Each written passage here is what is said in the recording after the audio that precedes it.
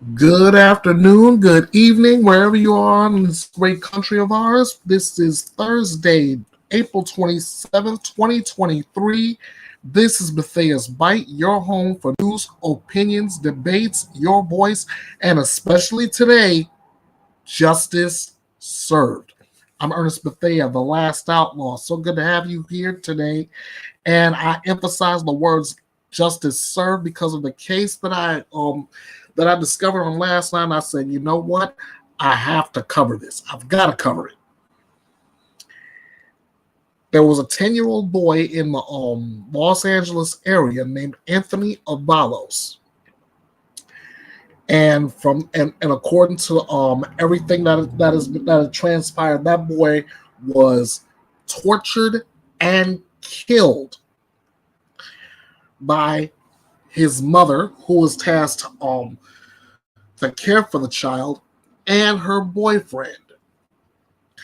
This is the information I got from Wikipedia. This is in Lancaster, California. This occurred about 4 years ago on June 21st of 2018. The boy was murdered by beating, torture, child abuse, and child neglect. Why? Because of alleged homophobia. This is the details. Anthony Avalos was a 10-year-old American boy who was tortured and killed after being beaten and suffering internal bleeding. When his body was discovered, it showed signs of physical abuse and malnutrition. His mother, Heather Maxine Barron, and her boyfriend, Kareem Ernesto Leiva, were charged with first-degree murder with special circumstances to torture. According to Sheriff Jim McDonald, the arrest of Leiva was made after he made suspicious comments during an initial police interview. Now, before I go any further, I want to show you the young man in question.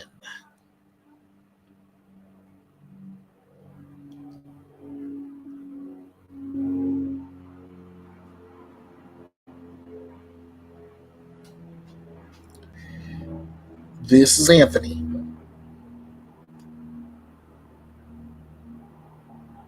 10 years old. 10 years of age. Barely had a chance to live. The deputy director of the Los Angeles County Department of Children and Family Services, Brandon Nichols, stated that Avalos had recently told his mother he liked boys and girls. In the aftermath of Avalos' death, several of his relatives revealed that Barron and Leiva had demonstrated repeated evidence of their intense homophobia. Barron called Avalos a faggot. Excuse my language here. He called him this in front of relatives, and Leiva admitted that he did not feel comfortable being in near proximity to homosexuals.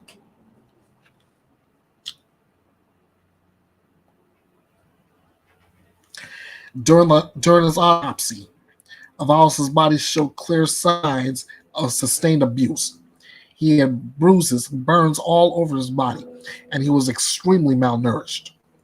According to court testimony, Avalos' aunt, Crystal Duguid, if I'm pronouncing that name correctly, divulged to her therapist that Avalos' mother was beating, starving, and locking him for hours in a room without any access to the bathroom. He was only 6 years old at the time. The therapist called the child abuse hotline to report said abuse. Caseworkers responded to 13 complaints of abuse regarding Avalos between February 2013 and April 2016, including sexual abuse when he was 4 years old. In a statement, LA County Deputy District Attorney John Hatami said that there were injuries to Anthony's side and his hip area, both his left hip and his right hip, and his arms, even injuries to his feet. In another statement, he said that at one point Anthony could not walk, was unconscious, lying on his bedroom floor for hours, and was not provided medical attention, and could not eat on his own. Over the last few days of his life, Avalos was tortured repeatedly. He was whipped all over his body, held upside down, dropped on his head, sprayed with hot sauce in his eyes, nose, and mouth, and forced to kneel on rice for several hours. A 911 call was made one day before Avalos was murdered. For more than 4 years, from 2013 to 2017, Anthony had been under the supervision of the LA DCFS. In that period of time, at least 13 known calls by teachers, counselors, relatives, and police were made to the child abuse hotline regarding Anthony's welfare. DCFS followed up 8 times. According to a review by CBS News of released documents from DCFS, records from Maximus Incorporated, court records, and interviews from family and relatives, child protective workers missed numerous warnings of life-threatening abuse and repeatedly failed to intervene. On August 19th, the Los Angeles County District Attorney's Office announced it was seeking the death penalty against both Barron and Leiva. Both pled not guilty to intentional first-degree murder with the special circumstance of infliction of torture on the victim. In addition to the murder, with the special circumstances charge, Barron was also charged with an additional abuse charge of one of her other sons. LA County District Attorney's Office under District Attorney George Salm subsequently dropped the death penalty option for both Barron and Leiva. Now, that's what happened that led up to the verdict. That's what led up to everything.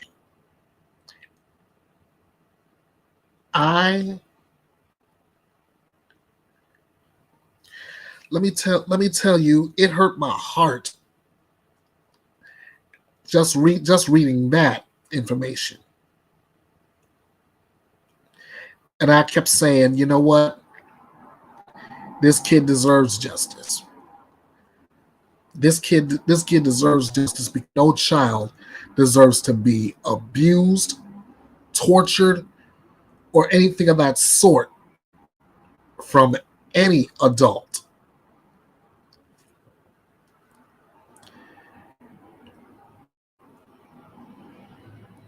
It just wasn't right. So, on the low, I kept watching. I kept waiting for some kind of good news.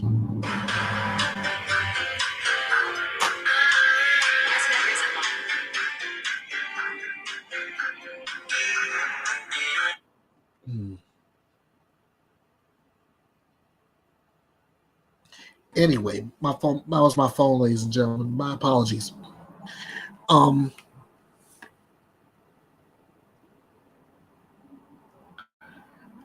the low, I was kind of sort of keeping track of this case, but I didn't get any good news until I looked this thing up yesterday. I looked this up yesterday, and boy, did I get the good news I was waiting for. I want you to have a good look at this shot coming.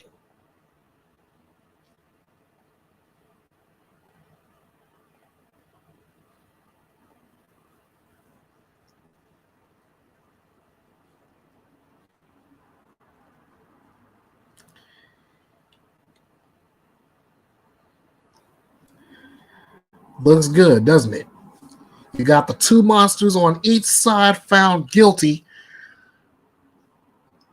and the young man in the middle who got the justice he was so due. This is the article I got from People magazine. The mother of Anthony Avalos and her former boyfriend have been sentenced to life in prison with the possibility of parole for the 10-year-old's 2018 murder and torture. 33-year-old Heather Maxine Barron and her former boyfriend, Kareem Ernesto Leiva, were convicted in March of the abuse and killing of a boy in Lancaster, California. More than a dozen family members gave heart-wrenching statements during Tuesday's sentencing. My kids asked me if I'm okay, Anthony's father, Victor Avalos, told the court. Of course I tell them yes, but it's not like that. I feel some type of guilt by not being able to help him when he most needed me. I think about that every day. I am finally free from all the torture and abuse, Anthony's sister Destiny testified. If I would have known this would end with me losing a brother, I'd do it all over again with just one difference, that it would be me, not Anthony. On June 20th, 2018, Barron called 911 to report that Anthony was hurt after being injured in a fall, according to the LA County Sheriff's Department. But prosecutors said all of his injuries came from weeks and years of abuse at the hands of his mother and her boyfriend. According to an earlier report, authorities came to learn that over the final 5 or 6 days of his young life, Anthony suffered a disturbing amount of abuse, including having hot sauce poured on his face and mouth, being made on rice for long periods of time, being whipped with a belt on his body, legs, and buttocks, and the bottom of his feet, and being repeatedly held upside down and dropped on his head.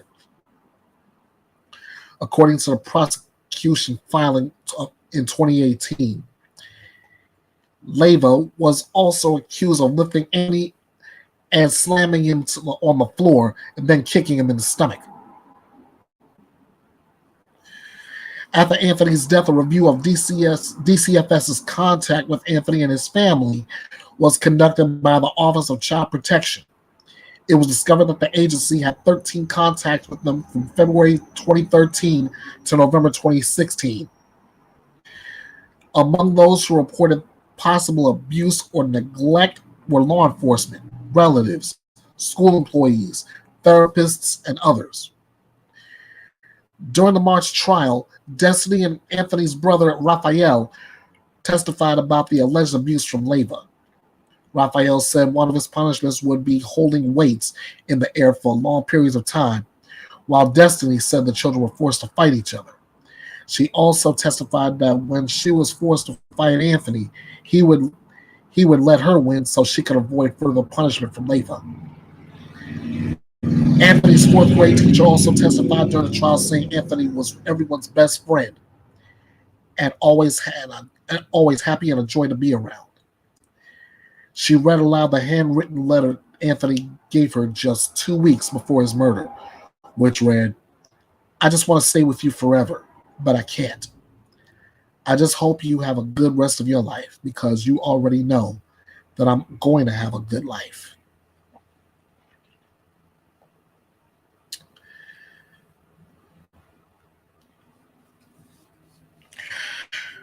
Oh, gosh.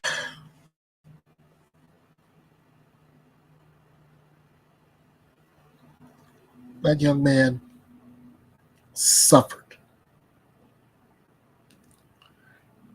He suffered needlessly. He suffered in a way no child deserves. None. And on top of it,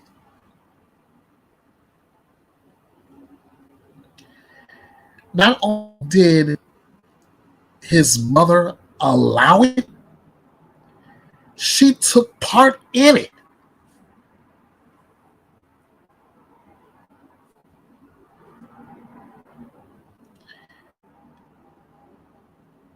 She took part in it, and honestly, she and the boyfriend, both of these monsters, they've got exactly what they deserved. Both of them sentenced to life without the possibility of parole. Good.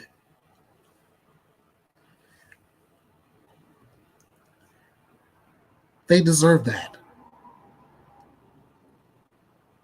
No child, no child at all should be tortured, should be abused.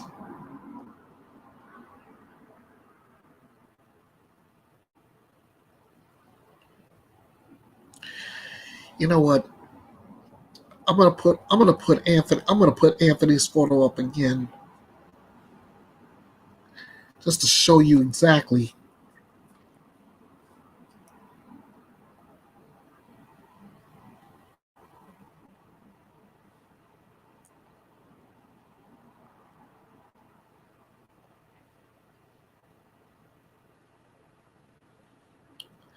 Show you exactly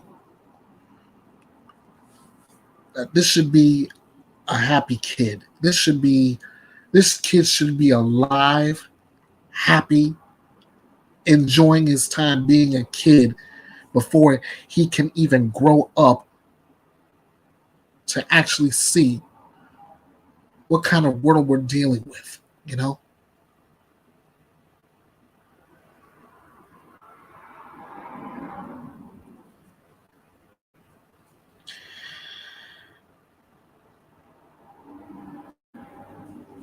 I've been listening to not I've seen this case, but I've also seen and heard cases of children being abused, children being tortured, children being killed by the very people who are tasked to care for those kids. In fact, just recently, I heard about the Oakley Snow murder. Oakley Snow, yeah, had been missing for quite some time.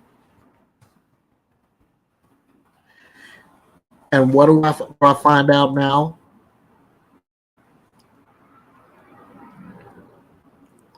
I find out that her body was found in a dresser drawer.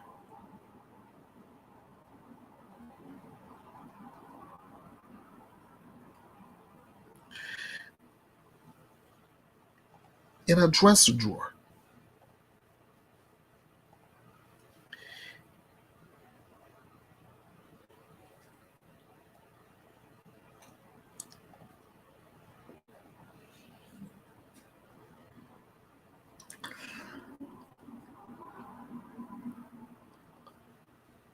Let me share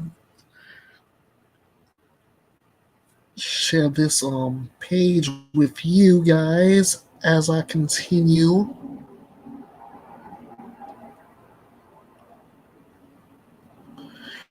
Yeah, take a look at that. As I read this article to you, just in case you're behind on everything on this case. New details reveal that the mother who of abducted 1-year-old Oakley Snow told police that her boyfriend, Rowan Walters, killed the young girl and hid her body in a dresser in an abandoned Morgantown home. Madison Marshall faces a slew of new felony charges, including 2 counts of neglect of a dependent resulting in death, a level 1 felony, along with neglect resulting in a serious injury, a level 3 felony. Rowan Walters faces 1 count of murder along with 2 counts of neglect leading to death and other charges. Marion County prosecutor Ryan Mears said Oakley Snow lived a short, brutalized life. Her time on this earth was very much defined by adults abusing her, and the allegation here is that abuse eventually led to her death.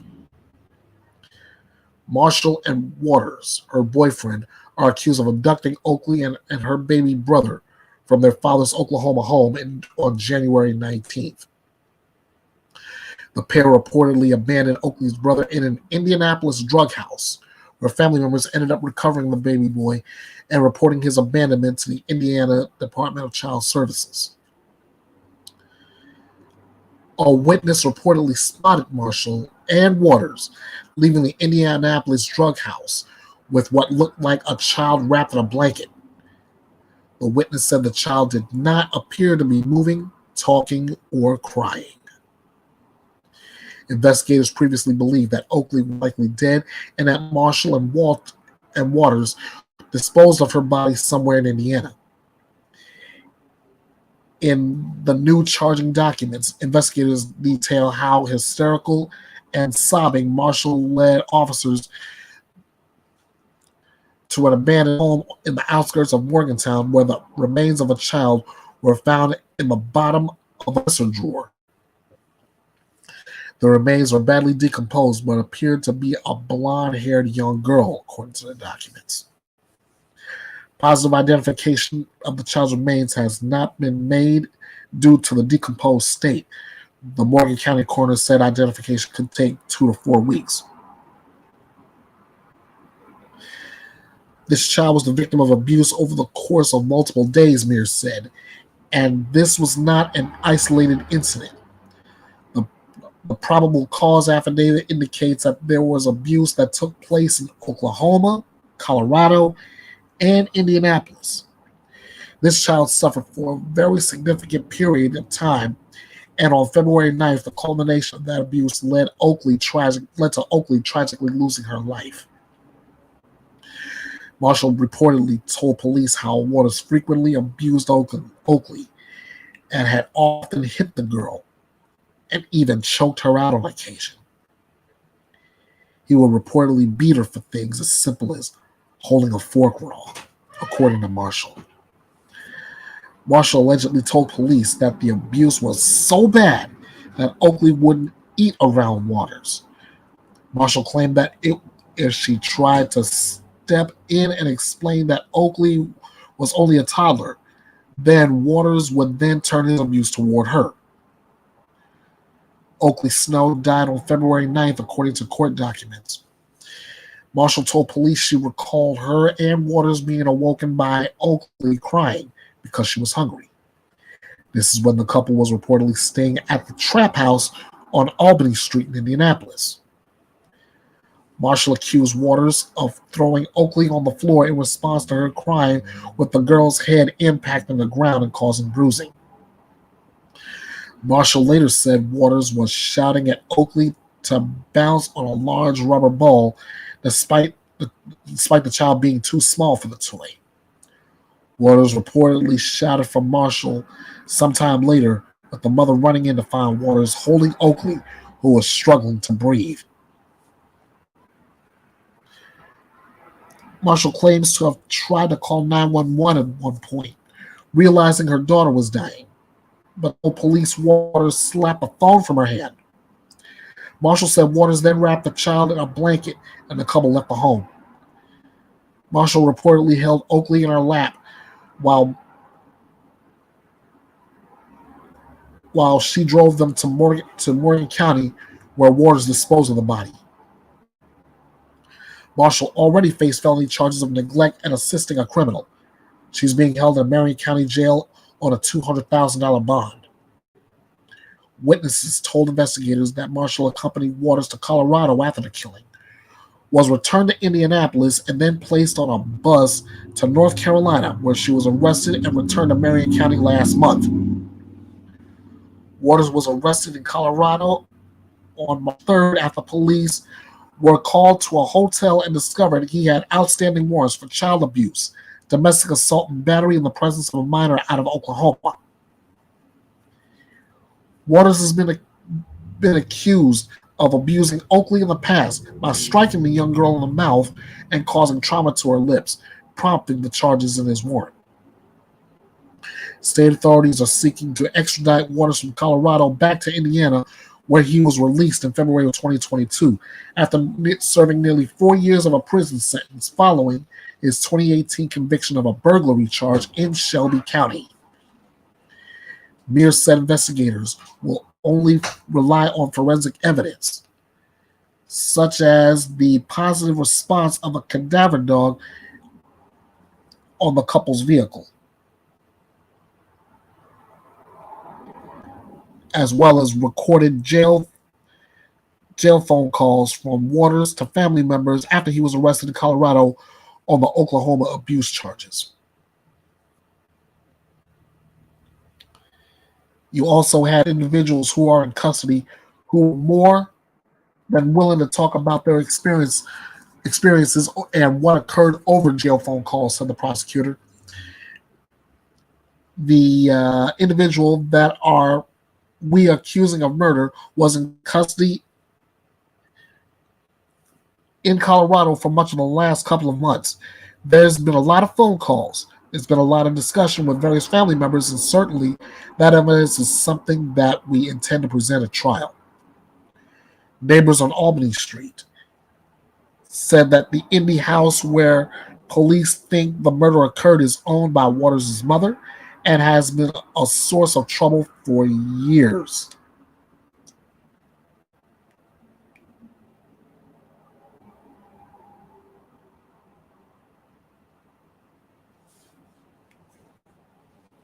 I'm pretty sure that they were probably selling weed or drugs or some type of stuff out there, said neighbor Dwayne DeClue, who spotted investigators returning to search as recently as this morning. Terrible situation, DeClue said. Wish it could have been avoided.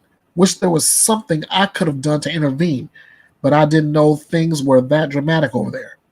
I know they fuss and fight and argue and sell all their stuff, but I didn't know that there was children directly involved in that stuff. Now, here's where the editor's note comes in. Oakley Snow was originally listed as being 2 years old, but prosecutors now believe the child was just shy of her March birthday. Her age has been changed to reflect that development.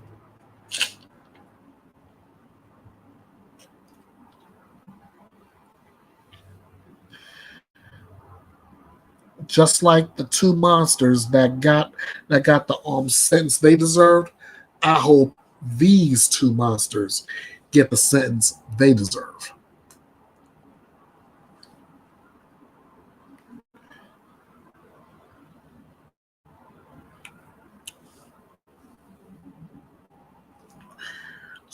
We got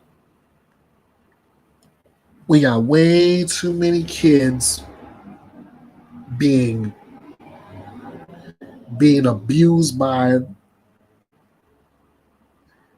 the parents, by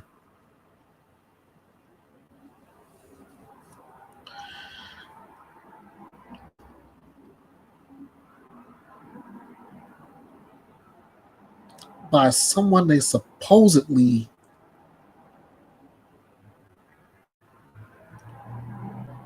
that was supposed to care for them.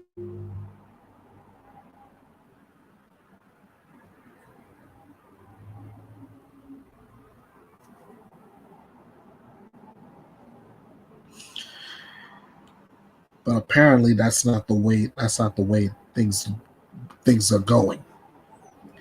And who suffers? Obviously, it's the children. It's always the children.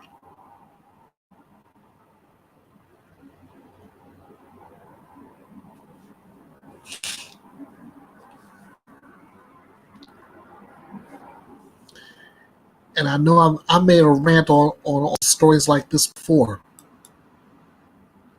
In fact, I believe it was just about a few weeks ago, I talked about this. Who who's supposed to protect? Who's protecting the kids? Huh?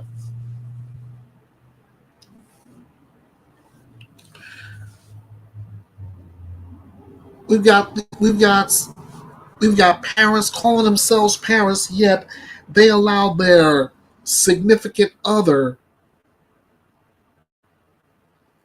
to beat, batter, and torture kids.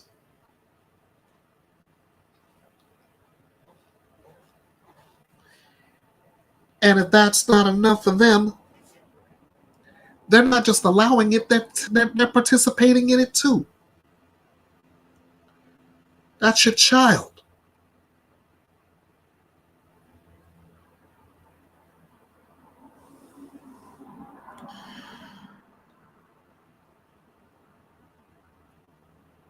I don't get it. I just don't get it.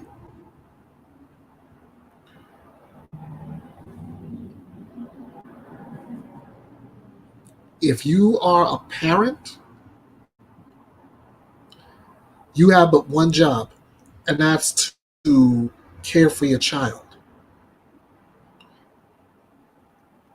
If you're not a parent, if you're not a parent, and yet you know that there's a lot of wrong being done to a child, your task is to call it out.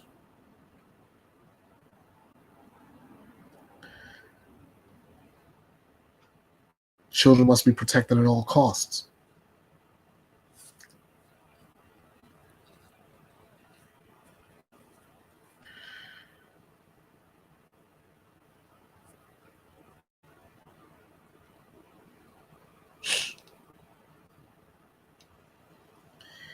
Children are to be protected at all costs.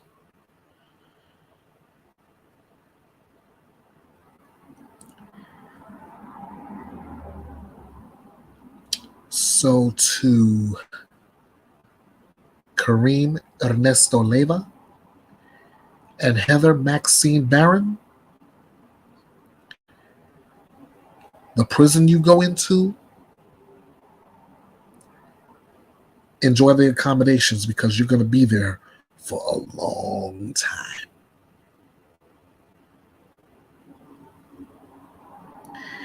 And as for the two monsters that murdered Oakley Snow, your time's coming soon. You're going to get yours. I guarantee it. And that doesn't go just for you. That goes for any and every monster walking this earth who feel you have the right to abuse, to torture, and to kill your child because of whatever the circumstance is.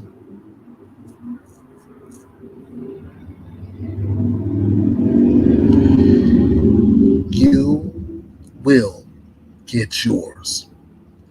And the child you hurt will get justice. It may not happen at the snap of a finger. Sure, it takes time.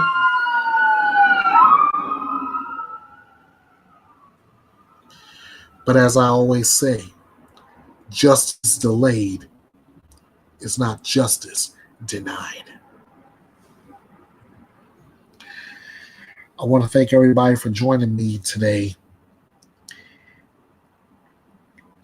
If you catch this on replay, I thank you for watching as well.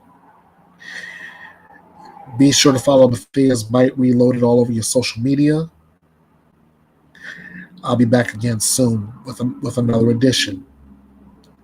Whether it's a report or a live stream, you can bet you get it here. Till then, I'm Ernest Bethea, the Last Outlaw. Again, thank you so much for joining me. Let's get some more justice for the kids, right? Until next time, you know what to do. Bite this. Hey guys, this is the Last Outlaw.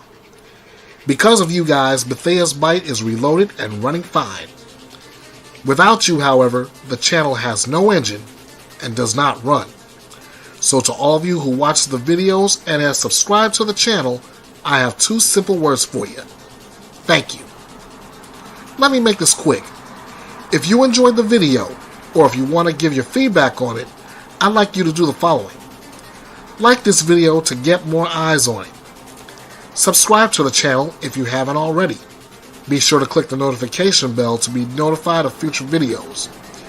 Share this video all over your social media. Drop your comments on this video.